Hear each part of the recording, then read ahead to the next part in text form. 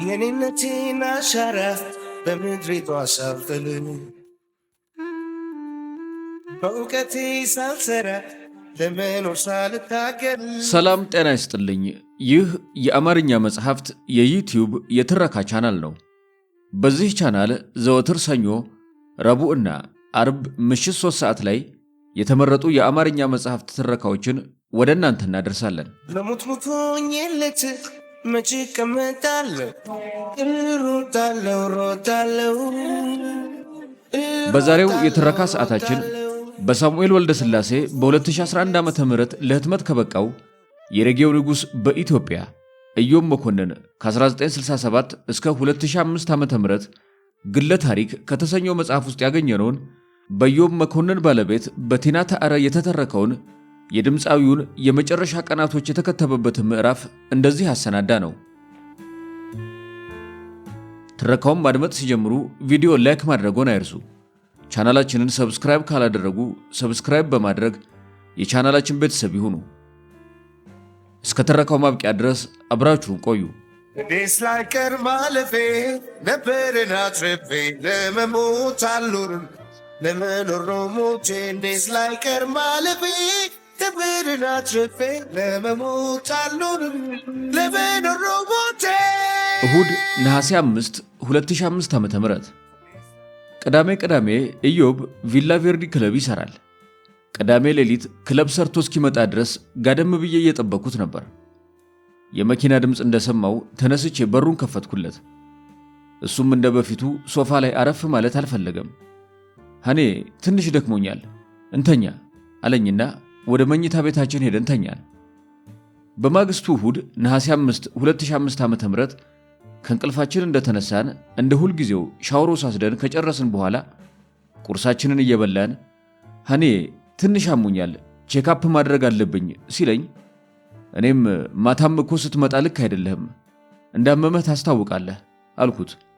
እሱም አይ ቼክ ለማድረግ ያህል ነው እንጂ ደህና ነኝ ብሎኝ ቁርሱን ከበላ በኋላ መጣው በቃ ሀያት ሆስፒታል ደርሼ አለኝና ተነስቶ ወጣ።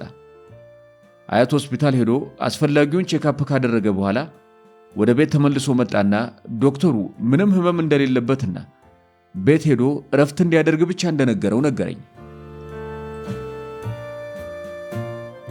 ቤት ስንጫወት ውለን ኢዮብ እንደ ሁል ጊዜው ማታ 11 ሰዓት ሲሆን ከጓደኞቹ ጋር ለመጫወት ካልዲስ ካፌ ሄዶ ከጓደኞቹ ጋር ተዝናንቶ እንደመጣ ራታችንን በልተን ስንጫወት አምሽተን ተኛን።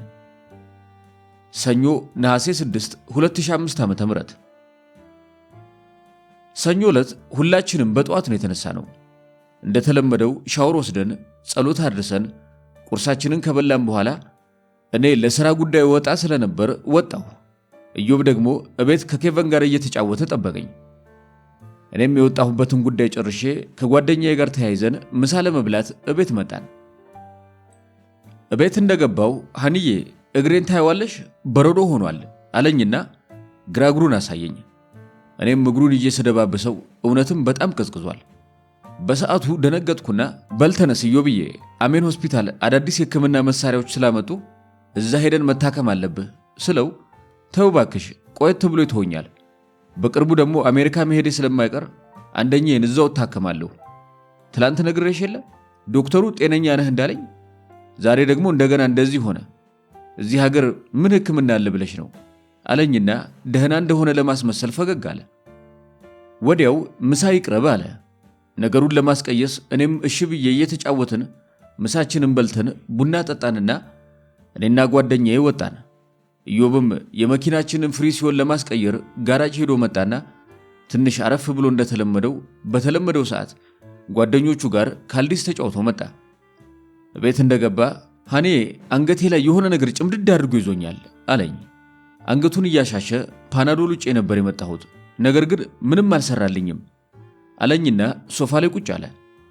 ወዲያው ራት በልተን ትንሽ ከተጫወትን በኋላ ፓናዶል ውጦ ለመተኛት ብድግ ሲል በቆሎ ስለሚወድ በቆሎ እየጠበስንለት ስለነበር ቆይ ኢዮብዬ በቆሎ በልተተኛለህ ስለው አይ እሱ ነገር ይቅርብኝ ለዛሬ አለና ወደ መኝታ ቤቱ ሄደ።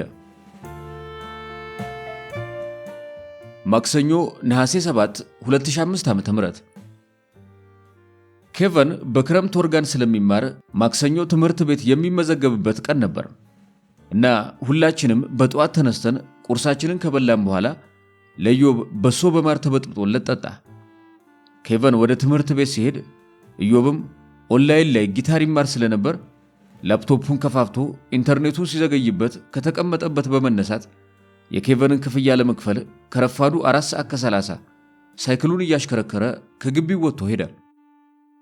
የኬቨንን ክፍያ ከፍሎ ሲመለስ ከቤታችን ጀርባ ተከራይተን በምንኖርበት ቤት ግቢ በር ላይ ሲደርስ ሰውነቱ ስለዛለበት በሩን ተደግፎ ሸርተት ብሎ መሬት ቁጭ አለ። ይህንን ያዩ በማህበረሰቡ አጠራር ዱርዬ የሚባሉት የአካባቢው ልጆች ኢዮብ በጣም የሚወዳቸው ቀድመው የደረሱለት እነሱ ነበሩ። ኢዮብን ቁጭ ካለበት እቅፍ አድርገው በማንሳት በሩን ሲያንኳኩ የቤት አከራያችን በሩን ሲከፍቱ ኢዮብ ተደግፎ መቆሙን ሲያዩ ጩኸታቸውን አቀለጡት። እኔም የእሳቸውን ጩኸት ሰምቼ ምንድነው ብዬ ስወጣ ኢዮብ ተደግፎ ወደ ውስጥ ሲገባ ሳየው ጩኸቴን አቀለጥኩት። በወቅቱ መኪና የገጨው ነበር ይመስለኝ። ኢዮብ ጩኸቴን ሲሰማ እስኪ ቀስ በይ አለኝ አይን አይንን እያየኝ። እኔ ምንድነው ምን ሆነክ ነው ስለው ምንም አልሆንኩም ደህና ነኝ አንቺ ብቻ ተረጋጊ አለኝ። ኢዮብን ደግፈን ቤት ካስገባነው በኋላ ታክሲ ጠራውና በቀጥታ ወደ ሀያት ሆስፒታል ሄደን ታክሲ ውስጥ እያለን ምን ይሻለኛል ምን ይሻልሻል ምንድነው እንዲህ ቅዥቅዥ የሚያደርግሽ ያደግሽበት ውሃ መሆን አለበት አለኝና እኔም የታክሲ ሹፌሩም ኢዮብም እየሳቅን ከረፋዱ 5 ሰዓት ሀያት ሆስፒታል ደረሰን። ሀያት ሆስፒታል እንደደረስን አስፈላጊውን ነገር አሟልተን ኢዮብ ዶክተር ጋር ቀረበ። ዶክተሩ ኢዮብን ከመረመረው በኋላ አይሲዩ ክፍል መተኛት እንዳለበትና እዚህ ያሉት አይሲዩ ክፍሎች ደግሞ በሙሉ እንደተያዙ ነግሮን ሌላ ብዙ ሆስፒታሎችን ጠቆመን። እኛም ቅዱስ ገብርኤል ሆስፒታልን መረጥን። ለመሄድ ስንዘጋጃጅ መኪና አለመያዛችንን ያወቀው ዶክተር የሆስፒታሉን አምቡላንስ ሊያዝልን ስልክ ሲደውል አምቡላንሱ ህመምተኛ ለማምጣት እንደወጣ ይነገረዋል። ወዲያው የአምቡላንሱ ሹፌር ጋር ስልክ በመደወል በተቻለው አቅም ፈጥኖ እንዲመጣ ነገረው። እኛንም አምቡላንሱ ውጭ እንደወጣና ነገር ግን በፍጥነት መጥቶ እንደሚወስደን ሲነግረን ኢዮብ አረ ችግር የለውም አትጨናነቅ ታክሲ ጠርተን እንሄዳለን ብቻ አንተ ይቺ ልጅ እንድትረጋጋ ምከርልኝ አለው ዶክተሩን ወደኔ እያሳየው። ዶክተሩም የሕክምና ኤቲክስ በሚፈቅደው ሁሉ በሁሉም ነገር ተባበረን። ነገር ግን አምቡላንሱ ስለዘገየ ታክሲ እንዲጠሩልን ሰው አዘዘልን። ታክሲው እንደመጣ ተያይዘን ወደ ቅዱስ ገብርኤል ሆስፒታል አመራን። ቅዱስ ገብርኤል ሆስፒታል መንገድ ስንጀምር ኢዮብ የኦሪዮንን ስልክ ቁጥር ነገረኝና ደውይለት አለኝ። እኔም ቁጥሩን ተቀብዬ ኦሪዮን ጋር በመደወል የሆነውን ሁሉ ነግሬው ወደ ቅዱስ ገብርኤል ሆስፒታል እየሄድን እንደሆነ ነገርኩት። እሱም ተደናግጦ በቃ እዛው እንገናኝ ብሎኝ ስልኩን ዘጋው። እኛም ኦሪዮንን ቅዱስ ገብርኤል ሆስፒታል ግቢ ውስጥ ከቀኑ 6 ሰዓት እኩል ደረስን። ቅዱስ ገብርኤል ሆስፒታል አስፈላጊውን ነገሮች ሁሉ ካሟላ በኋላ ኢዮብ ዶክተር ጋር ቀረበ። ዶክተሩም ኢዮብን ከመረመረው በኋላ አይሲዩ ክፍል አልጋ የያዝ ከዛ በፊት ግን ሲቲስካን መነሳት አለበት አለንና ሲቲስካን አዘዘለት። እኛም የዶክተሩን ትዕዛዝ ከተቀበልን በኋላ ኢዮብን ወደ ሲቲስካን ክፍል ይዘነው ሄደን። በዚህ ጊዜ ኢዮብ ከኦሪዮንና ከኔ ጋር እያወራ ነበር ሲቲስካን ክፍል የደረስነው። ነገር ግን ሲቲስካን ከመግባቱ በፊት የኦሪዮንን እጅ ያዝ አደረገና ይቺን እጄን ታያታለህ እዚች ጋርና ጭንቅላቴ ላይ ነው የሚሰማኝ አለው ጭንቅላቱን በእጁ እየነካካ። ከዚያም ለፈጣሪ ጸልይልኝ ሲለው ኦሪዮንም እሺ እጸልይልሃለሁ አለው። እጁን ጭንቅላቱን እግሩን ሁለመናውን እሽትሽት እያደረገለት ኢዮብም እየደጋገመ ለእግዚአብሔር ጸልይልኝ እሺ ኦሪዮን አለውና ተያይዘው ወደ ሲቲስካን ክፍል ገቡ። ኢዮብ ሲቲስካን እንደገባ ኦሪዮን ወደኔ መጣና የኢዮብን ቀለበት ሰጠኝ። እኔም ቀለበቱን እያየሁ ደንግጬ ከተቀመጥኩበት በመነሳት ምንድነው ምን ማለት ነው ይሄ ለምንድነው ቀለበቱን የምትሰጠኝ አልኩት ኦሪዮንን። ኦሪዮንም ቀስ ብሎ ቲናዬ ሲቲስካን ሲገባ ማንኛውም አይነት ጌጣጌጥ ማድረግ ስለማይቻል ነው ይዤው የመጣሁት አለኝና አረጋግቶኝ ቀለበቱን ሰጠኝ። እኔም ተቀበልኩት። ኦሪዮን ተመልሶ ወደ ሲቲስካን ክፍል አካባቢ ሄደና ኢዮብ እንደጨረሰ ይዞት መጣ። ኢዮብ ከሲቲ ስካን እንደወጣ ለመናገር ይሞክራል። ነገር ግን ኢዮብ የሚናገረው ነገር በአግባቡ አይሰማንም ነበር። አነጋገሩ ልክ እንደ ቅዠት አይነት ነገር ሆነብን። እናም ኢዮቤ እንዴት ነው? ምን ፈልገ ነው? ምን እናምጣልህ ስንለው አሁንም ይናገራል እንጂ የሚናገረው ነገር ለኛ አይሰማንም ነበር። ዶክተሮቹ ባዘዙን መሰረት አይሲዩ ክፍል ይዘነው ሄድን። እዛም ያሉ ዶክተሮች ቅድሚያ ሰጥተውን ኢዮብ እንዲተኛ ተደረገ። በሲቲ ስካን ውጤት መሰረት ኢዮብ ድንገተኛ ስትሮክ እንደመታው ነገሩን። ከዚህ በፊት ኢዮብ ስትሮክ ይኑርበት አይኑርበት አላውቅም ነበር። በሽታውም ምንም የሚታወቅና ምልክት የሌለው መሆኑ ሌላው ጉዳይ ነበር። በቤተሰብ ግን አባቱ አቶ መኮንንና ኢዮብ የመሐለኛው ጣታቸውን አንዴ ካጠፉ ለመዘርጋት ስቃይ ነበር የሚሆንባቸው እና ይሄ ማለት የሱ ምልክት ነበር ማለት ነው። እኛ ግን ስላላወቅን ቁርጥማት ነበር የሚመስለን። ኢዮብን አይሲዩ ክፍል ውስጥ ካስተኙት በኋላ አስፈላጊውን እርዳታ አደረጉለት። እኛም ከውጭ ቁጭ ብለን ያለውን ሁኔታ መከታተል ጀመርን። በዚህ ጊዜ ኦሪዮን ኢዮብ ለሚያውቃቸው ሰዎች በሙሉ ስልክ እየደወለ የኢዮብን መታመም ነገራቸው። በተጨማሪም እኔም ለኢዮብ እህት ደውዬ የኢዮብን መታመምና ሆስፒታል መተኛቱን ነገርኳት። ኦሪዮን ከደወለላቸው የኢዮብ ጓደኞች ቅድሚያ የደረሱት ዘሪቱና ሳሚ ነበሩ። በዕለቱ ተራ በተራ ወደ ውስጥ እንድንገባ ዶክተሮቹን ብንጠይቅ በጭራሽ አልፈቀዱልንም። አመሻሹ ላይ በስንት ልመና አይሲዩ ክፍል ገብተን ኢዮብን ለማናገር ሙከራ አደረግን። ኢዮብ ግን መልስ አልሰጠንም ነበር። ቀኑን ሙሉ ሶስታችንም የኢዮብን ሁኔታ ስንከታተሉለን መሸ። በዚህ ጊዜ እነ ኦሪዮን በቃ እናንተ ሂዱ እኔ እዚህ አድራለሁ ስላቸው ዶክተሩ ሰማና አይሲዩ ክፍል ውስጥ ማደር ስለማይቻል ወደ የቤታችን እንድንሄድ ነገረን። እኔም እንዴት የባለቤቴን ሁኔታ ሳላረጋግጥ ወደ ቤቴ ሄዳለሁ? ከዚህስ በኋላ ኢዮብ ምንድነው የሚደረግለት አልኩት ዶክተሩን። ዶክተሩም ሁላችሁም እንደምታዩት ኢዮብ ጥልቅ እንቅልፍ ላይ ነው ያለው። ለኢዮብ ሕክምናውን ለመስጠት ደግሞ ኢዮብ መንቃት አለበት። ኢዮብ መቼ እንደሚነቃ እግዚአብሔር ብቻ ነው የሚያውቀው። ኢዮብ ቶሎ የማይነቃ ከሆነ እስከ 78 ሰዓት መጠበቅ ግዴታችን ይሆናል። ከዛም ወደ ተጨማሪ ሕክምናዎች እንገባለን። በነቃበት ሰዓት ግን አስፈላጊውን ሕክምና እንደሚያደርጉለት ነግሮን አሁን ወደ የቤታችሁ ሂዱና ጠዋት መምጣት ትችላላችሁ፣ አይዟችሁ፣ ኢዮብ የኛም ልጅ ነው፣ በደንብ እንከታተለዋለን አለን። ዶክተሩ ሐሳቡን እንደማይቀይር ስናረጋግጥ ከምሽቱ 3 ሰዓት አካባቢ ከቅዱስ ገብርኤል ሆስፒታል በመውጣት ወደ የቤታችን ሄድን። የኢዮብን መታመም ያልሰሙ የተወሰኑ ጓደኞቹ በተለመደው ሰዓት ካልዲስ ካፌ አንድ በአንድ በተራ ደርሰው እየተጨዋወቱ ኢዮብን ቢጠብቁትም ኢዮብ ግን አልመጣም። የካፌ ቆይታቸው ወደ መገባደዱ ሲደርስ ኢዮብ ለአንዳቸውም መጣሁ ቀረሁ ብሎ ሳይናገር በመቅረቱ ከንክሯቸው የተጠቀሙበትን ሂሳብ በመክፈል ወደ የቤታቸው ለመሄድ ከተቀመጡበት ተነሱ። በዛች ምሽት የኢዮብ ሀገር ውስጥ እያለ ካልዲስ አለመምጣት የከነከነው ብርሃኑ ድጋፌ ከምሽቱ 4 ሰዓት ላይ ስልክ ሲደውል ኢዮብ ሆስፒታል መግባቱን ይነገረዋል። ይህን እንደሰማ በቀጥታ ወደ ቅዱስ ገብርኤል ሆስፒታል በማምራት ኢዮብ ተኝቷል ወደ ተባለበት ክፍል ያመራና ዶክተሮቹን በክብር ኢዮብን አንድ ጊዜ ገብቶ እንዲያዩ ሲጠይቅ ፈቅደውለት ወደ ውስጥ ገባ። ውስጥ እንደገባ ኢዮብ አይኑን ገርበብ አድርጎ እንደተኛ አየው። አብሮት ያለው የምሽቱ ተረኛ ዶክተርም ጥልቅ እንቅልፍ ውስጥ እንዳለ ነገረው። ብርሃኑም በቀስታ ኢዮቤ ብሎ ተጣራ። ኢዮብም ይህንን ድምፅ በደንብ ያውቀዋልና እንደመነቃነቅ አለ። በመቀጠልም እንዴት ነህ ኢዮቤ ሲለው ኢዮብ ምንም ምልክት አላሳየም። ቀጥሎ እስኪ እጅህን አንቀሳቅስ ኢዮቤ ሲለው ኢዮብ እጁን አንቀሳቀሰ። እስኪ አፍህን ክፈት ኢዮቤ ሲለው ኢዮብ በቀጥታ አፉን ከፈት አደረገ።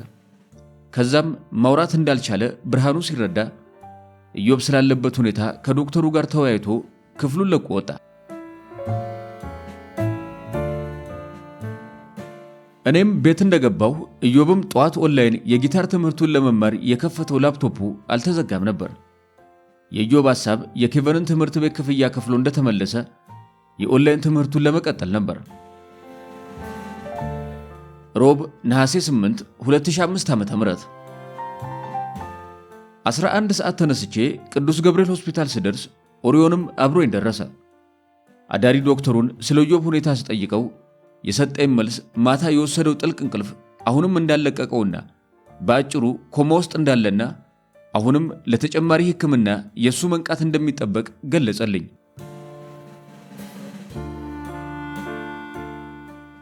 እኔም እሺ ባለቤቴን ገብቼ ልየው ስለው በጭራሽ መግባት እንደማልችል ነገረኝ። ብለምነው ብሰራው አይሆንም ሲለኝ ደጆኜ ያለውን ነገር መከታተል ጀመርኩ። ኢዮብን በዚህ መልኩ አየዋለሁ ብዬ አስቤ አላውቅም። ምክንያቱም ባለቤቴ ጠንካራ ሰው ነው፣ ለበሽታ እጅ አይሰጥም ነበር። ዛሬ ግን ተረታብኝ። ከጠዋቱ 3 ሰዓት አካባቢ ረፈድፈድ ሲል የኢዮብን መታመም የሰሙ ጓደኞቹ ቅዱስ ገብርኤል ሆስፒታልን አጥለቀለቁት። በኢዮብ ጤንነት ላይ ግን የታየ ለውጥ አልነበረም። በዚህ ጊዜ ዶክተሮቹ ቀላል የሚባሉና ኢዮብን የማያውኩ ሕክምናዎች ያደርጉለት ነበር። በዕለቱ የኢዮብን ወዳጆችና አድናቂዎች እንዲሁም ጓደኞቹን ሳስተናግድና ለሚጠይቁኝ ጥያቄዎች መልስ ስሰጥና ካሁን እንዲነቃልኝ የምመኘውን ባሌን ስጠብቅ ዶክተሮቹም በሽታው ኮማ ውስጥ እንደሚከትና ነገር ግን ለክፉ እንደማይሰጠው የተስፋ እንጀራ እየመገቡኝ መምሸት አይቀርምና መሸና እንደተለመደው ማደር እንደማልችል ተነግሮኝ ከምሽቱ 3 ሰዓት አካባቢ ወደ ቤት የተመለስኩኝ። ሐሙስ ነሐሴ 9 2005 ዓ.ም ሐሙስ ምሽት እንቅልፍ በአይኔ ሳይዞር ነው ያደረው። ምንም አይነት ክፉ ነገር ስለ ኢዮብ መስማት አልፈልግም። ባሌን እንዲምርልኝ ስጸልይ ነበር ያደርኩት። ከማለዳው 11 ሰዓት ከቤቴ በመነሳት ወደ ቅዱስ ገብርኤል ሆስፒታል ሄድኩኝ። አዳሪ ዶክተሩን ስለ ኢዮብ ሁኔታ ስጠይቀው ከትላንቱ የተለየ ነገር እንዳላየበትና ከዚህ የተሻለ ሕክምና ከሀገር ውጭ በፍጥነት ማግኘት እንዳለበት ነገረኝ። ከማለዳው 2 ሰዓት አካባቢ ከትላንቱ በባሰ ሁኔታ የኢዮብ ጓደኞች ግልብጥ ብለው መጡ። ከጓደኞቹ በተጨማሪም አድናቂዎቹም ቅዱስ ገብርኤል ሆስፒታልን ወረሩት። ከመካከላችን ሚካኤል መኮንን የዛይን ባንድ ባለቤትና ኢዮብ አለማየሁ ይሳቃል ኢንተርቴይመንት ወደ እኔ መጡና ኢዮብ በፍጥነት ወደ ውጭ ሀገር ሄዶ መታከም እንዳለበትና እነሱም ገንዘብ ማሰባሰብ እንደሚፈልጉ ነገሩኝ። እኔም ምንም ሳላቅማማ የሚፈልጉትን እንዲያደርጉ ፈቀድኩላቸው። እነሱም ፈቃደኝነቴን የሚገልጽ ወረቀት አዘጋጁና እዛ ላይ አስፈርመውኝ ሀገር ውስጥም ውጭ ሀገርም ላሉት ጓደኞቻቸው እየደወሉ ለኢዮብ ሕክምና የሚውል የሚችሉትን ገንዘብ እንዲያዋጡ ቅስቀሳቸውን ጀመሩ። በኢዮብ ሕክምና ሁኔታ ብዙ መጓዝ ስለማይችልና እዚሁ ቅርብ ሀገር ሄዶ ሕክምና ማግኘት ስላለበት ለዚህም ኬንያ የሚገኝ ሆስፒታል ተመራጭ ሆኖ በመገኘቱ ለሕክምናው የሚያስፈልገው ወጪ ሲጣራ ከ45,000 እስከ 55,000 ዶላር ሆነ። ወደ ኢትዮጵያ ብር ስንመነዝረው ወደ 1 ሚሊዮን ብር አካባቢ እንደሚያስፈልግ አወቅን። ይህ ብር ከፊት ባሉት 2 ቀናት ውስጥ መገኘት ነበረበት። ምስጋና ለጓደኞቹ ይድረስና ርብርባቸውን ቀጠሉ። ከውጭም ከውስጥም ሀገር ብር መሰብሰባቸውን ተያያዙት። ከቀኑ 8 ሰዓት አካባቢ የቢጂአይ ሰዎች ደውለው የፕሌኑን ሙሉ ወጪ እንደሚሸፍኑ ገለጹልን። ይህንን መጥቶ ሚካኤል መኮንን ሲነግረኝ ተስፋዬ ጨመር አለልኝ። ግማሽ በግማሽ ለሕክምና የሚያስፈልገው ወጪም ተገኘ። በሀገራችን የሚገኙ ሁሉም የኤፍኤም ራዲዮ ጣቢያዎች የኢዮብን ሁኔታ በሰዓት በመዘገብና ለሕዝቡ በማሳወቅ ደረጃ ሚናቸው የጎላ ነበር። በተጨማሪም ኢዮብ ከተኛበት አይሲዩ ክፍል አካባቢ ወጥቼ ያለውን ሁኔታ ለመከታተል ስንቀሳቀስ አሁንም ግቢው በኢዮብ ወዳጆች እንደተሞላ ነበር። በጣም ተገረምኩኝ። ባለቤቴ ይሄ ሁሉ ሰው እንደሚወደው አላውቅም ነበር። በዚህ ጊዜ ማክሰኞ ነሐሴ 7 2005 ዓ.ም የደወልኩላት የኢዮብ እህት ከጅግጅጋ መጣች። በዛኑ ቀን የኢዮብ እህት ባል ነብዩም ከድሬዳዋ መጣ። ጎሳይም አብሯቸው ነበር።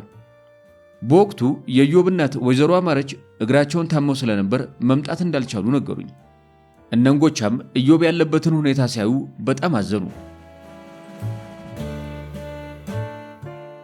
የውጭ ሀገር ሕክምና እንደሚያስፈልገው እንደተነገረኝ ስነግራቸው ይበልጥ ተጨነቁ። ምክንያቱም ወንድማቸው ብር የማስቀመጥ ልማድ እንደሌለውና ገንዘቡን ሁሉ ላገኘው ለሚያውቀውና ተቸገርኩ ላለው ሰው ሁሉ ሰጪ እንደሆነ ያውቁታልና። በዚህ ጊዜ ጓደኞቹ እያደረጉ ያለውን እንቅስቃሴ ሲመለከቱና የሕክምና ወጪ ከ50% በላይ መገኘቱን ሲያውቁ እነሱም እንደኔው ተስፋቸውን አለመለሙ። ጓደኞቹ ብሩን በማሰባሰብ ደረጃና ለተለያዩ ሚዲያዎች መግለጫ በመስጠት እኔም ኢዮብን ሊጠይቁት ለሚመጡ ጓደኞቹ፣ አድናቂዎቹና አርቲስቶች ስላለው ሁኔታ ስገልጹ መሸ።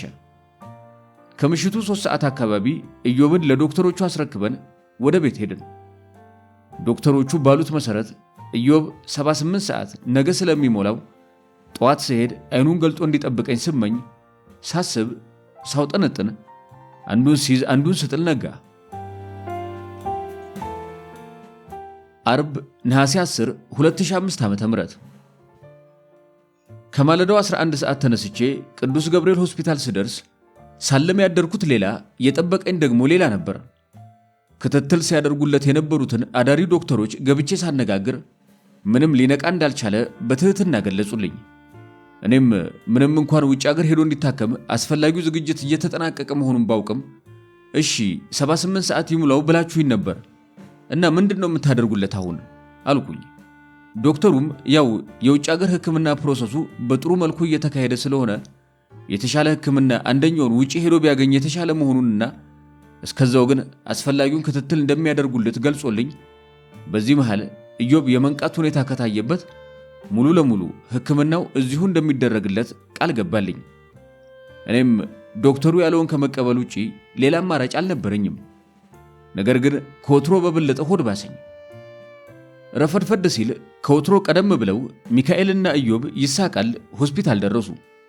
ለሕክምና የሚሆነው ገንዘብ እየተሟላና ትንሽ ብቻ እንደቀረው ነገሩኝ። እኔም አመሰገንኩ።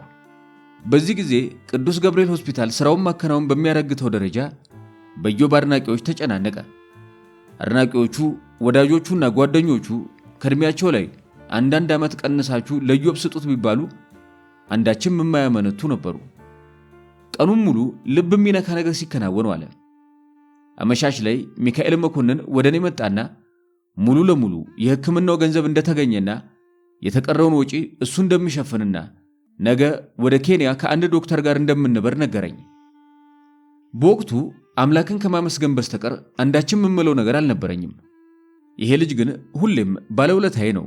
ደግነቱ፣ ጭንቀቱ፣ ሰው አክባሪነቱ፣ ሁሉ ነገሩ ዛሬም እንደ ቅድም ፊቴ ላይ ድቅን ይላል። ሚካኤልን በግማሽ አካሌ በኢዮብ ስም ሁሌም አመሰግነዋለሁ።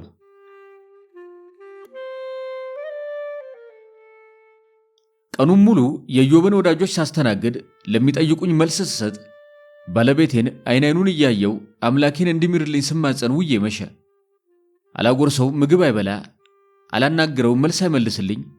በቃ ግራ እንደተጋባው ከምሽቱ 3 ሰዓት አካባቢ ሲሆን ባለቤቴን ለሐኪሞቹ ጥዬ ወደ ቤት ሄድኩኝ። ቅዳሜ ነሐሴ 11 2005 ዓ.ም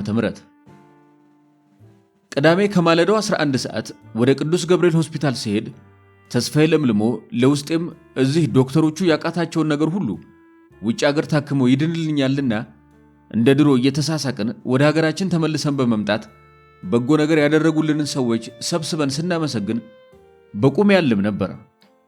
ቅዱስ ገብርኤል ሆስፒታል እንደደረስኩ አዳሪ ዶክተሮቹን ሌሊት ስለነበረው የኢዮብ ሁኔታ ስጠይቃቸው እንደ ከዚህ በፊቱ እንደሆነና ዛሬ ግን ጠንከር ብዬ ለጉዞ እንድዘጋጅ መክረው አስቀመጡኝ። ረፈድፈድ ሲል የኢዮብ ጓደኞች፣ ወዳጆች፣ አድናቂዎችና ቤተሰቦች ሁሉም መጡ። ጓደኞቹ ዝግጅታቸውን ጨርሰው ከኬንያ ኤር አምቡላንስ እንደሚመጣና ማታ እንደሚደርስ እኛም ከምሽቱ 4 ሰዓት ኤርፖርት በመገኘት ጉዞውን ከተመደበልኝ ዶክተር ጋር እንደማደርግ ገለጹልኝ። በውስጤ ተስፋን ሰንቄ የማይመሽ የለም መሸ። የቅዱስ ገብርኤል ሆስፒታል ሰዎች በልዩ ሁኔታ አምቡላንስ አዘጋጅተው ጉዞ እንዲጀመር ዝግጁ ሆኑ። መንግስት ከቅዱስ ገብርኤል ሆስፒታል እስከ ቦሌ አየር መንገድ ድረስ ያለውን መንገድ በመዝጋት ስለተባበረን ያለምንም መደነቃቀፍ ከምሽቱ 3 ሰዓት አካባቢ አየር መንገድ ደረስን። በዚህ ጊዜ የኢትዮፒካ ሊንክ ጋዜጠኞች ስልክ በመደወል ኢዮብ አሁን ስላለበት ሁኔታ አስረጅን፣ ህዝቡም ይወቀው አሉኝ። እኔም እየተደረገለት ስላለው ነገር አስረዳኋቸው። የኢትዮጵያ ህዝብ ሁሉም በየሃይማኖቱ ከትንሽ እስከ ትልቅ ለኢዮብ የሚችለውን ባቅሙ አድርጓል። የሰው ልጅ እንደዚህ ሩህሩህ ከሆነ እግዚአብሔርስ እንዴት አይነት ታላቅ ቸር አምላክ ነው! ኢዮብ አሁን ያለበትን ሁኔታ ተነስቶ ቢያየው እንዴት ደስ ባለኝ ነበር። የኢትዮጵያን ህዝብ ጠቅላላ አመስግንልኝ። አሁን ኤርፖርት ጉምሩክ በጀርባው በኩል እየገባን ያለነው፣ ከዛም ወደ ኬንያ እንሄዳለን። እዛም እግዚአብሔር አልፎ ይቆየን እግዚአብሔር ሐኪሞቹንም ጥበቡንም ሁሉንም ነገር እዚያው ያቆይለት። ሁሉም የቻለውን አድርጎ ተረባርቦ እዚህ ደርሰናል። ካሁን በኋላ ደግሞ የክርስቶስ ሥራ ነው። ኢዮብ ስፖርት ይሠራል። ምንም አይነት በሽታ የለበትም። አሁን ከቅርብ ጊዜ ወዲህ ነው እግሬን አመመኝ ማለት የጀመረው። ይሄ በቃ ድንገት የተነሳ ነገር ነው። ብቻ አላውቅም። የኢትዮጵያ ሕዝብ አሁንም ኢዮብ ቆሞ እስከሚመጣ ድረስ ይጸልይልኝ አልኩትና ስልኩን ዘግቼ ኤር አምቡላንሱ የዕቃ መጫኛ ክፍል ውስጥ እንድገባ ተደረገ። የኢትዮጵያ አየር መንገድ ሰዎች እኔ እዛው ቁጭ ባልኩበት የጉዞ መውጫ ፕሮሰሶችን በሙሉ በፍጥነት ጨራርሶ አመጡልኝ። እኔን የዕቃ መጫኛ ክፍል ውስጥ ቁጭ ያደረጉኝ እነሱ በፍጥነት ፕሮሰሱን ለማጠናቀቅና እኔም ጊዜ እንዳልፈጅ ታስቦ ነበር። ሁሉም ነገር ዝግጁ ከሆነ በኋላ ከምሽቱ 4 ሰዓት ሲሆን እኔ ኢዮብ አንድ የታዘዘልኝ ዶክተርና ከኬንያ በኤር አምቡላንስ ከመጡ ዶክተሮች ጋር ሆነን ጉዞ ተጀመረ። ኬንያውያኑ ዶክተሮች በጉዞ ወቅት ኤር አምቡላንስ ውስጥ ኢዮብን 3 ጊዜ ያህል ቼክ አድርገውት ነበር። እንደውም በሁለተኛው ምርመራ ኢዮብ የበሬ ስጋ እንደማይበላ ነገሩኝ። እኔም አዎ የበሬ ስጋ አይበላም አለርጂክ ነው ብዬ መለስኩላቸው። ከ2 ሰዓታት የጭንቅ ጉዞ በኋላ ኬንያ አየር መንገድ ደረሰን። እኛን ለመቀበል የሆስፒታሉ አምቡላንስ በኬንያ የኢትዮጵያ የውጭ ጉዳይ ሰዎችና አንድ ስሙን የረሳሁት ልጅ ተቀበሉን። በጥንቃቄ ከኤር አምቡላንሱ ወደ አምቡላንሱ መኪና ውስጥ አሸጋግረው እንደጨረሱ በቀጥታ ወደ ሆስፒታሉ አመራን። ሆስፒታል እንደደረስንም የውጭ ጉዳይ ሰዎችና ልጁ እጄ ላይ ያለውን የኢዮብን ዶክመንት ተቀብለውኝ አስፈላጊውን ነገር ሁሉ ከጨራረሱልኝ በኋላ ኢዮብን አይሲዩ ክፍል ውስጥ አስገብተው በማስተኛት በሕክምናው ስለሚፈጠረው ነገር በሙሉ እንድፈርም ጠየቁኝ። እኔም ምንም ሳላቅማማ ወዲያውኑ ነበር ባዘጋጁልኝ ወረቀት ላይ ፊርማዬን ያኖርኩት። ሕክምናውም ወዲያው በፍጥነት ተጀመረ። ዶክተሮቹ የመጀመሪያው ስራቸው ኢዮብን ኦፕራሲዮን ማድረግ ነበር። ምክንያቱን እንደነገሩኝ ኢዮብ የምንሰጠው መድኃኒት ቶሎ ወደ ልቡ መድረስ ስላለበት ኦፕራሲዮን መደረግ አለበት አሉና ደረቱ አካባቢ ኦፕራሲዮን አድርገው መድኃኒት ሰጡት። ኢዮብ ግን ያው ነው፣ በቃ ምንም የመንቃት ሁኔታ አላሳየም ነበር። እኔም ተስፋዬን አምላኬ ላይ በመጣል በተቀመጥኩበት ነጋ። እሁድ ነሐሴ 12 2005 ዓ.ም ዶክተሮቹ ከማለዳው ጀምሮ የተለያዩ ሕክምናዎች ለኢዮብ ሲያደርጉለት ዋሉ። እኔም እዛው ካጠገቡ ሳርቅ ሁኔታውን ስከታተል ዋልኩኝ። ነገር ግን ምንም የተለየ ለውጥ አልነበረም። ዶክተሮቹ ኢዮብ ወደተኛበት አይሲዩ ክፍል ውስጥ እንዳልገባ ከልክለውኛል። እኔም 10 ጊዜ በመመላለስ አስጨንቃቸዋለሁ። እነሱም ደህና ነው እያሉ ይመልሱኛል። አብሮኝ የሄደው ዶክተር ግን እያንዳንዱን ነገር ከነሱ ጋር አብሮ ነበር የሚያከናውነው።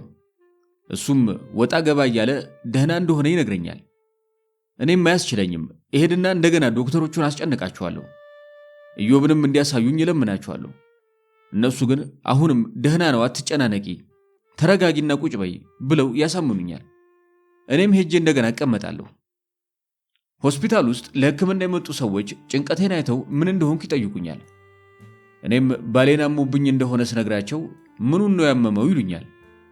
እኔም ስትሮክ መሆኑን ስነግራቸው እነሱም ስትሮክ ታመው እንደሚያውቁና ልክ ኢዮብ እንደሆነው ሁሉ ኮማ ውስጥ ገብተው እንደሚያውቁ፣ ግማሽ ጎናቸው ፓራላይዝ ሆኖ እንደነበርና በዊልቸርም ይሄዱ እንደነበር ይነግሩኝና አሁን ግን እንደተሻላቸው ኢዮብም እንደሚሻለው ይነግሩኛል። ያጽናኑኝና ተስፋ ይሰጡኝ ነበር። በዚህ መሃል የኔን ጭንቀት የተመለከተ አንድ ኬንያዊ ዶክተር የግሉ ቢሮ ወስዶ ቁጭ አደረገኝና የኔ እህት አሁን ባለቤትሽ ያለበትን ሁኔታ ለምን ለእግዚአብሔር አሰጪውም? እስኪ አምላክን አንተ ያልከው ይሁን በይው። ባለቤትሽ ቢነቃም አሁን ባለበት ደረጃ ድንገት ላያውቅሽ ይችላልና እባክሽ ተረጋጊ እስኪ ብሎ ሊያሳምነኝ ሞከረ። እኔም ምንም ዶክተሩን ልሰማው ፈቃደኛ አልነበርኩም። ቆይቶ እንደገባኝ ግን ኬንያዊው ዶክተር ኢዮብ አደጋ ላይ መሆኑን አውቆ ነበር እኔን ሲመክረኝ የነበረው። ቀኑን ሙሉ ስቀመጥ፣ ስነሳ፣ ስንቆራጠጥ፣ ስጸልይ አብሮኝ የሄደው ዶክተርም እንደኔው ተጨንቆ ከአንዱ ክፍል ወደ አንዱ ክፍል መመላለስ ሆነ ስራችን። እሱ ኢዮብ ክፍል መግባት ስለሚችል ይገባል፣ ይወጣል፣ ያለውን ሁኔታ ይነግረኛል። በዚህ መሃል የኢዮብ ሁለተኛው አልበም ግጥምና ዜማ ደራሲ የኤርሚያስ ታደሰ ያክስት ልጅ የሆነው ጽናት ወይም ቤቢ ከአንድ ፈረንጅ ጋር ሆኖ እኛ ያለንበት ሆስፒታል መጣ። እሱም ከኛ ጋር አብሮ ከአንዱ ክፍል ወደ አንዱ ክፍል በመመላለስ የኢዮብን ሁኔታ ለማወቅ ከኛ ጋር ላይታች ማለቱን ተያያዘው። ቀኑ እሁድ ቀን ስለነበር ኬንያ የሚኖሩ ኢትዮጵያውያኖች ኢዮብ ለሕክምና ኬንያ መምጣቱን ሲሰሙ ግልብጥ ብለው ያለንበት ሆስፒታል መጡ። በዚህ መሃል ቢንያም ለሥራ ኬንያ ስለነበር እሱም ያገኘኝና ስልክ ካስፈለገኝ እንድደውልበት ብሎ የኬንያ ካርድ ሰጠኝ። እኔም ተቀብዬ ካርዱን ያስኩኝ። ነገር ግን የኢዮብን መጨረሻ ሳላውቅ ለማንም መደወል አልፈለግኩም። እንዲህ የሆነ በጭንቀት ቀኑ ለምሽት ቦታውን መልቀቅ ጀመረ። በዚህ መሃል አብሮኝ የሄደው ዶክተር ከምሽቱ 1:45 ኢዮብ ከተኛበት ክፍል ይወጣና ወደ እኔ በመምጣት አንገቱን አቀርቅሮ አረፈ አለኝ። እኔም ምን ማለት ነው አረፈ አልኩት። እሱም አረፈ ብሎ ደገመልኝ። ራሴን ስቻለሁ። የማደርገውን አላውቅም። የእውነት ለመናገር ባሌ የሚሞት አይመስለኝም ነበር። የሚሞት ስለማይመስለኝ ሳይሆን እንዲሞትብኝ ስለማልፈልግ አረፈ የሚለውን ነገር ለውስጤ መንገር አልፈለግኩም። ወዲያው የሆነ ክፍል ገባሁና ሄጄ ቁጭ አልኩኝ። እዛ ክፍል ውስጥ ለሕክምና የመጡ 2 ሶማሊያዊ ባልና ሚስቶች የራሳቸውን ጨዋታ እየተጨዋወቱ ቁጭ ብለዋል። እኔም እንደተቀመጥኩ አረፈ አልኳቸው። እርስ በርስ ተያይተው ዝም አሉኝ። አማርኛ አይሰሙም ነበር። እንደተጨነቅኩ ግን ገብቷቸዋል። ሆ አረፈ ይለኛል እንዴ እያልኩኝ ብቻዬን እያወራሁ ቁጭ እንዳልኩ ለውስጤ ኢዮብ አረፈ የሚለውን ነገር ለመንገርና ለመቀበል በጣም አስፈራኝ። ሆኖም ግን ማመን ግዴታዬ ስለነበር ልቤ አመነ። አረፈ በሚለው ስሜት ውስጥ የባለቤቴን የውስጥ ሰውነት ክፍል እንዳያወጡብኝ ሰጋሁና ከተቀመጥኩበት በመነሳት ባሌ ሞተ፣ ኢዮብ ሞተ በቃ ብዬ እያለቀስኩ አሁኑኑ ባለቤቴን ስጡኝ ይዤው ሄዳለሁ አልኳቸው። እንደ እብድ አድርጎኝ የማደርገውን አላውቅም ነበር። አንዱ ኬንያዊ ዶክተር እሺ መውሰድ ከፈለግሽ ውሰጁ፣ ችግር የለም፣ ነገር ግን አሁን ያለምንም ዝግጅት በዚህ ምሽት የት ይዘሽው ትሄጃለሽ? ነይ አስክሬኑን ላሳይሽና ጠዋት እኔው ራሴ አስረክብሻለሁ ብሎኝ ኢዮብ የተኛበት ክፍል ውስጥ ይዞኝ ገባ። ያ ኩሩ ባሌ ነጭ አንሶላ ተከናንቦ አልጋው ላይ ጋደም ብሏል። ዶክተሩም አንሶላውን ገልጠሽ ሁሉንም የሰውነት ክፍሎቹን ያያቸው አለኝ። እኔም አንሶላውን ገልጬ ያየሁት ያደጉ ባሌ አይኑን ከደን እንዳደረገ ከነሙሉ አካሉ ተኝቷል። ያ ሳቂታው ባሌ፣ ያ የዋሁ ባሌ፣ ያ ደሃ የሚወደው ባሌ፣ ያ አብሮ መብላት የሚወደው ባሌ፣ ያ ሰው የሚወደው ባሌ፣ ያ ስስት የማያውቀው ባሌ፣ ያ ቁም ነገረኛው ባሌ፣ ያ የምወደው ባሌ፣ ያ መውለድ ባለመቻሌ ምንም ቅሬታ ያልተሰማው ባሌ ትኝት ብሏል፣ አርፏል። ደረቱ ላይ ተኝቼ አለቀስኩኝ። ዶክተሩ እባክሽ ተነሽ ብሎ አስነሳኝ። ኢዮብንም ያንን ዝም ያለ ነጭ አንሶላ ለበሰው። ነገ ጠዋት እንዲህ እንዳየሽው እኔው ራሴ አስረክብሻለሁ አለኝና ከክፍሉ ይዞኝ ወጣ።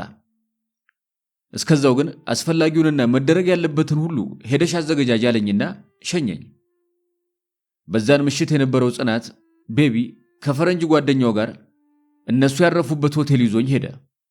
አንድ ክፍል ውስጥ አስገብቶ በቃ አይዞሽ እግዚአብሔር ያለው ነው የሆነው፣ ሁላችሁም ደክማችኋል፣ አሁን አረፍ በይና ማድረግ ስላለብሽ ነገር አስቢ ብሎ አስቀመጠኝ። እኔም ቁጭ አልኩኝና ቢንያም በሰጠኝ ካርድ ኢትዮጵያ ለእህቴ ደውዬ ኢዮብ እንዳረፈ ነገርኳት። ቀጥዬም ለኢዮብ አለማየሁ ደውዬ ነገርኩት። በዚህ ጊዜ ሁሉም ወዳጆቹ፣ ጓደኞቹ፣ አድናቂዎቹ፣ አርቲስቶች በሙሉ የኢዮብን ማረፍ ተደዋውለው ሰምተው በደወልኩላቸው ካርድ መልሰው በመደወል ሌሊቱን ሙሉ ሲያጽናኑኝ አደሩ።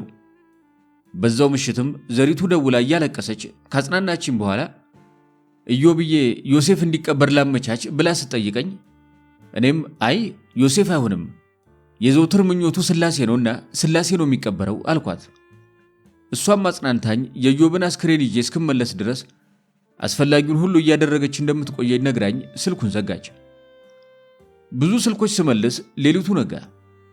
በዛች ምሽት የኢሳት ፕሮግራም አዘጋጆች ሳይቀሩ ደውለው አጽናንተውኝ ነበር። ሰኞ ነሐሴ 13 2005 ዓ.ም ሰኞ በጠዋት ከነቤቢ ጋር ተያይዘን ወደ ሆስፒታሉ ሄድን። እዛም እንደደረስን የውጭ ጉዳይ ሰዎች፣ የኢዮብ አድናቂዎችና ወዳጆች እንዲሁም ሜሮንና ደረጀ የሚባሉ ኬንያ የሚኖሩ ኢትዮጵያውያን 2 ቄስ ይዘው በመምጣት እኛን ተቀላቀሉን። እኔም ማታ ኬንያዊው ዶክተር ባለኝ መሰረት ኢዮብን እንዲያስረክበኝ ጠየቅኩት። እሱም ኢዮብ ወዳረፈበት ክፍል ይዞኝ በመሄድ አስረክብሻለሁ ባለኝ መሰረት ባሌን ገላልጦ ሙሉ አካሉን ካሳየኝ በኋላ ተረከብኝ ብሎ በሰላም አስረከበኝ። እኔ ሐሳቤ ኢዮብዬ ድኖልኝ እያወራን እየሳቀን ወደ ሀገራችን እንመለሳለን እንጂ እንዲህ ይሆናል ብዬ ባለመጠበቄ ለኢዮብ ያስኩለትን ልብሶች፣ የሚወዳቸውን ቲሸርቶችና ጅንስ ሱሪዎች ነበር። ያንንም ከቦርሳ ያወጣሁና እናልብሰው አልኳቸው። ደረጀና ሜሮን የተባሉ ባልና ሚስቶች በጭራሽ ይህንንም አይለብስም ብለው ተነጋግረው በመውጣት በፍጥነት ዋጋ ውድ የሚባል ቶክሲዶ በመግዛት ገላውን አጥበው ካለበሱት በኋላ ከሆስፒታሉ ወጥተን ከዚህ በፊት በመልክም ሆነ በስም ወደማላውቃቸው የኢዮብ አድናቂዎች ወደ ሆኑት ደረጀና ሜሮን ቤት ሄድን። እነ ደረጀ ቤት እንደደረስን ቤቱ በኢትዮጵያውያን ሐዘንተኞች ጥቅጥቅ ብሎ አገኘ ነው። እኔ ከዛ ሁሉ ሰው መሃል አንድም የማውቀው ሰው አልነበረም። በሙሉ የባለቤቴ ወዳጅና አድናቂዎች ነበሩ። የሰማው ላልሰማው እየተናገረ ኢትዮጵያውያኖች በሙሉ እነ ደረጀ ቤት መጥተው ለቅሶ ሲደርሱኝ ዋሉ፣ አመሹ። ወደ ኢትዮጵያ የመመለሻችን ሰዓት ሲደርስም ሐዘንተኞቹ በሙሉ ያላቸውን መኪና ይዘው መጥተው ከሌሊቱ 9 ሰዓት ላይ ከነደረጀ ቤት በመነሳት ወደ ኬንያ አየር መንገድ አመራን። እዛም እንደደረስን በኢትዮጵያ አየር መንገድ አውሮፕላን ተሳፍረን ኢዮብዬም በካርጎ ተጭኖ ከማለዳው 12 ሰዓት ከ45 አዲስ አበባ ደረስን። ማክሰኞ ነሐሴ 14 2005 ዓ.ም። ማክሰኞ ማለዳ እኛን ለመቀበል አየር መንገድ ሲጠብቀን የነበረው ሕዝብ በቁጥር ለመግለጽ አዳጋች ነበር። ወዳጅ ዘመድ፣ ቤተሰብ፣ ጓደኛ፣ ጎረቤት፣ አድናቂዎች ሁሉም እንባቸውን እየረጩ የኢዮብን አስክሬን ተቀብለው ወደ ቤት አጅበውን ሄዱ። ከቤ ኬክ ቤት ጀርባ ካለው ቤታችን የተተከለው ድንኳን ውስጥ ደግሞ አየር መንገድ ሊቀበለን ከመጣው ሰው ይበልጥ እኛን ይጠብቀን ነበር። ወዳጆቹ የሚደረገውን ሁሉ አዘገጃጅተው ነበርና የጠበቁን የኢዮብ አስክሬን የተዘጋጀለት ቦታ ላይ አረፈ። ቤት ያለውን ሥራ ሁሉ ሲያስተባብሩ የነበሩት ቢንያም፣ መሐመድ፣ ተከስተ፣ ቸሬ፣ ቢጊ፣ ብርሃኑ ድጋፌ፣ ዘሪቱና በስም ያልዘረዘርኳቸው አርቲስቶችና ወዳጆቹ ነበሩ። የኢዮብ ወዳጆች ብዙ ነበሩ። ከወዳጆቹ ባለፈ ጎዳና ተዳዳሪዎች ይዘውት የመጡት አበባ ልብ ይነካ ነበር። ኢዮብ የእግዚአብሔር ወዳጅ ነበርና ከሁሉም ቤተክርስቲያናት ለኢዮብ ለማልቀስ ያልመጣ አገልጋይ አልነበረም። ቤት ሄደን ትንሽ ቆይታ ካደረግን በኋላ የኢዮብን አስክሬን መድኃኔዓለም ቤተክርስቲያን ለማሳደር ወደ መድኃኔዓለም ቤተክርስቲያን ሄደን ሌሊቱን በሙሉ ሲጸለይለት አደረ። ሮብ ነሐሴ 15 2005 ዓ.ም። ሮብ ዕለት በወቅቱ ምን እንደማደርግ ራሴን አላውቅም ነበር። ቀደም ብለው የኢዮብ ጓደኞች ባዘጋጁት መሰረት በላቀች ቀብር አስፈጻሚ አማካኝነት ከወዳጅ ከዘመድ ከጎረቤት ከጓደኞቹ ከአድናቂዎችና ከመላው አርቲስት ጋር ሆነን የኢዮብን አስክሬን ለማሳረፍ ወደ ቅድስት ሥላሴ ካቴድራል ቤተክርስቲያን ጉዞ ጀመርን። ለኢዮብ እኔ ብቻ ሳልሆን አገር አልቅሶለት ግብአተ መሬት ተከናወነ። እነሆ ባሌ ከሥጋ ከራቀኝ ድፍን 5 ዓመታት አለፉ። አሁንም ግን አጠገቤ ያለ ነው መስሎ የሚሰማኝ። ሁሌም ንግግሮቹን እያስታወስኩ ፈገግ ለማለት እሞክራለሁ። አንዳንዴ ቁጭ ብለን ስናወራ የዓለም ከንቱነትን ይነግረኝ ነበር። ከሞትም በኋላ ስላለው ሕይወት ያስረዳኝ ነበር። እኔም አንተ ልጅ ሞትን አይተኸው ነበር እንዴ ከዚህ በፊት እለውና እንሳሳቃለን። እሱም ወደ አባቴ ቤት መሄድን ከቶም አልፈራም፣ ሞቴንም ያለ ስቃይ ያደርግልኝ ይለኛል። እንደውም ከዚህ ከንቱ ዓለም ወደ ክርስቶስ መሄድን እናፍቃለሁ፣ የሚሻለውም እሱ ነው ይለኝ ነበር። ባለቤቴ አሁንም ልቤ ውስጥ ነው ያለው፣ ሁሌም ያነጋግረኛል። የሰው ልጅ በምድር ላይ ሲኖር መልካም ሥራ ከሠራ የዘራውንም እንደሚያጭድ ያየሁት በባለቤቴ ነው። የኢዮብ አስክሬን ግብአተ መሬት ከተፈጸመ በኋላ የተተከለው ድንኳን ሳይፈርስ ከ10 ቀን በላይ ቆይቶ ነበር። ጓደኞቹ፣ ወዳጆቹ፣ አድናቂዎቹና ቤተሰቦቹ በእነዚህ ቀናት ውስጥ ከድንኳን ሳይለዩ ያጽናኑን ነበር። ከዚህ ቀናት በኋላ ድንኳኑን ፈረሰ። ሲያስተዛዝኑን የነበሩ ወዳጅ ዘመድ ሁሉ ወደ የቤቶቻቸው ተመለሱ። የኢዮብ እናት ወይዘሮ አማረች ግን አብረው ነበሩ። ወዳጆቹ በሕይወት እያለ ለፉለት። ሕይወቱ ካለፈ በኋላም እንደዛው እንደነሱ ጥረትና ርብርብ ቢሆን ኢዮብዬ በሕይወት ይቆይ ነበር። የነበረው ርብርብ ሁሌም ካምሮዬ አይጠፋም። የባለቤቴን ሕይወት ለማትረፍ ቀና ደፋ ያላችሁትን ሁሉ ከልብ አመሰግናለሁ። አምላክ ልፋታችሁን ይቁጠረው እላለሁ። ከኢዮብ ሕልፈት በኋላ የኢዮብ ወላጅ አባት አቶ መኮንን በጠና ታመሙ። ምግብ የሚባል ነገር አይበሉም ነበር። በዚህ ላይ ሆስፒታል ሄዶ መታከምም አይፈልጉም ነበር። በአጠቃላይ ኢዮብ ካለፈ በኋላ መኖር አስጠልቷቸው ነበር። አንድ ቀን ሰዎች ያስኩና ይኖሩበት ከነበረው አቧሪ አካባቢ ከሚገኝ ቤታቸው ሄጄ ከተኙበት በግድ በማስነሳት ሆስፒታል ይዣቸው ሄድኩኝ። ሆስፒታል እንደደረስንም ምናቸውን እንደሚያማቸው ለዶክተር ለመናገር ፈቃደኛ አልነበሩ። እንደውም አንተ ታውቃለህ ብለው አይደል አንተ ጋር የመጣሁት? እንግዲያውስ ራስህ ወቀው፣ ምንን እንደሚያመኝ ድረስበት። ካሁን በኋላ ምንም ነገር አትጠይቀኝ፣ መታከምም አልፈልግም አሉት። ዶክተሩም ሐሳባቸውን በሽታ ተቀብሎ ስለ በሽታቸው ከኛ ጋር በመወያየት አስፈላጊውን መድኃኒት አዘዘላቸው። አቶ መኮንን ህመማቸው ከኢዮብ ጋር አንድ አይነት ነበር። ህመሙም ሐዘኑም ተደራርቦ ስለጎዳቸው ኢዮብ ባረፈ በ27ኛው ቀን ሕይወታቸው አልፏል።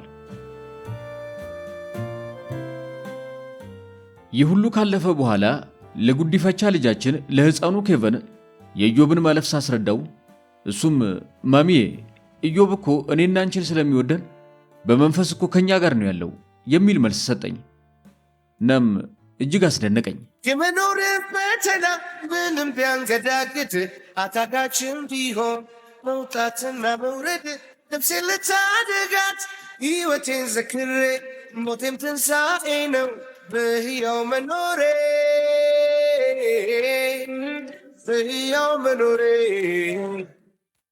እኔስ ላይቀር ማለፌ ነበርን አትርፌ ለመሞት አልኖርም ለመኖር ነው ሞቴ እኔስ ላይቀር ማለፌ ነበርን አትርፌ ለመሞት አልኖርም ለመኖር ነው ሞቴ